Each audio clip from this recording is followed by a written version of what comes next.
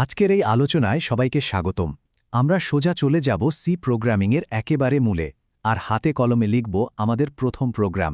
তো আর দেরি কেন, চলুন শুরু করা যাক। আচ্ছা, এত প্রোগ্রামিং ল্যাঙ্গুয়েজ থাকতে সি কেন? কারণ সত্যি বলতে সি হলো একদম গোড়ার কথা। এটা এমন একটা ভাষা যা দিয়ে আমাদের আজকের এই ডিজিটাল দুনিয়ার বেশিরভাগটাই তৈরি। ভাবা যায়, আমাদের কম্পিউটারের অপারেটিং সিস্টেম হোক সেটা উইন্ডোজ বা লিনাক্স, কিংবা আমাদের প্রিয় সব ভিডিও গেমের যে ইঞ্জিন, তার পিছনেও কিন্তু এই সি আছে। মানে এর প্রভাব যে কতটা তা বলে শেষ করা যাবে না। তাহলে সি এর আসল শক্তিটা কোথায়? এর মূল মন্ত্রটা কিন্তু একদম সোজা, ফাস্ট, পাওয়ারফুল, আর কোনো রকম বাহুল্য নেই, একদম কাজের কথা। কিন্তু এই যে বললাম ফাস্ট, এর রহস্যটা কি? আসল কারণটা হলো সি একটা কম্পাইলড ল্যাঙ্গুয়েজ। মানে কি? মানে হলো আমরা যে কোডটা লিখি সেটা কম্পিউটার চালানোর আগেই এক ধাক্কায় পুরোটা মেশিনের নিজের ভাষায়, মানে মেশিন ল্যাঙ্গুয়েজে অনুবাদ হয়ে যায়। আর ঠিক এই ব্যাপারটাই কিন্তু সিকে আর সবার থেকে আলাদা করে দিয়েছে। তো এই যে গতির কথা বলছি, এর পেছনের আসল কারিগরিটা কি?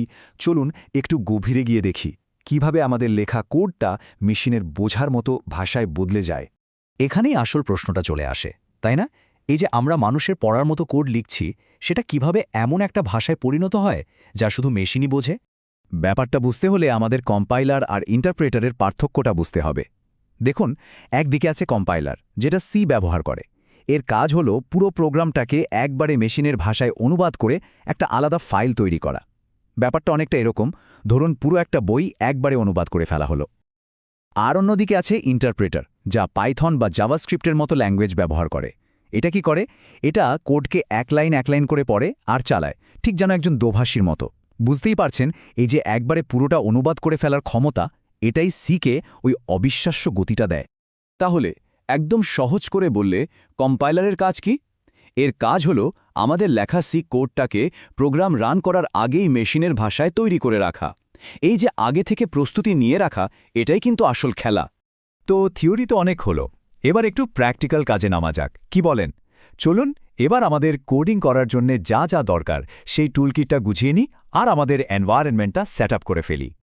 এখন প্রশ্ন হলো, কোডিং শুরু করতে আমাদের ঠিক কি লাগবে? আচ্ছা, খুব বেশি কিছু না। প্রথমত আমাদের লাগবে একটা সি কম্পাইলার, যেমন ধরুন জিসিসি। এটার কাজ তো আমরা জেনেই গেছি, আমাদের কোডকে মেশিনের ভাষায় অনুবাদ করা। দ্বিতীয়ত লাগবে একটা কোড এডিটর, যেখানে আমরা কোডগুলো লিখব। ভিএস কোড কিন্তু বেশ জনপ্রিয় একটা অপশন। আর হ্যাঁ, আরেকটা বিকল্প আছে। চাইলে আমরা একটা আইডিই, মানে ইন্টিগ্রেটেড ডেভেলপমেন্ট এনভায়রনমেন্টও ব্যবহার করতে পারি, যেমন কোড ব্লকস। এখানে কম্পাইলার আর এডিটর দুটোই এক প্যাকেজে পাওয়া যায়। ব্যাস, আমাদের সব টুলস রেডি। তাহলে এবার আসল পর্বে আসা যাক, তাই না? চলুন আমরা আমাদের জীবনের প্রথম সি প্রোগ্রামটা লিখে ফেলি। আর সেটা কি হবে? অবশ্যই সেই বিখ্যাত হ্যালো ওয়ার্ল্ড। চলুন স্ক্রিনের কোডটা একটু ভালো করে দেখি। একদম প্রথম লাইনে আছে #include stdio_h। এটা আসলে কি করছে? এটা ইনপুট আউটপুটের জন্য একটা স্ট্যান্ডার্ড লাইব্রেরিকে আমাদের প্রোগ্রামের সাথে জুড়ে দিচ্ছে। লাইব্রেরি হলো আগে থেকে লেখা কিছু কোডের সংগ্রহ, যা আমাদের কাজ অনেক সহজ করে দেয়। এরপর দেখুন ইন্ট মেইন, এটাই হলো আমাদের প্রোগ্রামের হৃৎপিণ্ড, মানে এখান থেকে কম্পিউটারের কাজ করা শুরু হয়। আর এর ভেতরে প্রিন্টএফ হ্যালো ওয়ার্ল্ড, এই লাইনটাই হলো আসল জাদুকর। এটাই কম্পিউটারকে বলছে স্ক্রিনে হ্যালো ওয়ার্ল্ড লেখাটা প্রিন্ট করতে। সবশেষে রিটার্ন 0 লাইনটা অপারেটিং সিস্টেমকে একটা সিগন্যাল পাঠায় যে হ্যাঁ, প্রোগ্রামটা ঠিকঠাকভাবে শেষ হয়েছে। দেখতে হয়তো খুব সহজ লাগছে, কিন্তু খেয়াল করে দেখুন, প্রত্যেকটা অংশের কিন্তু একটা নির্দিষ্ট কাজ আছে। আমরা তো দেখলাম যে কি করতে হবে আর কিভাবে করতে হবে, কিন্তু এবার একটু ভাবার সময় এসেছে কেন। এই প্রশ্নটাই আমাদের আজকের আলোচনার একেবারে মূল জায়গা নিয়ে যাবে। আর এই স্লাইডটা ঠিক সেই ভাবনাটাকেই উস্কে দিচ্ছে। দিনের শেষে যে প্রশ্নটা নিয়ে আমাদের ভাবতে হবে সেটা হলো, সি প্রোগ্রাম চালানোর আগে এই যে কম্পাইলেশন, এই ধাপটা এত জরুরি কেন?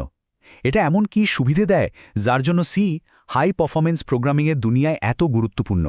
এই প্রশ্নের উত্তরের মধ্যেই কিন্তু সি প্রোগ্রামিংয়ের আসল শক্তিটা লুকিয়ে আছে। আশা করি আজকের এই আলোচনা সবার কাজে লাগবে।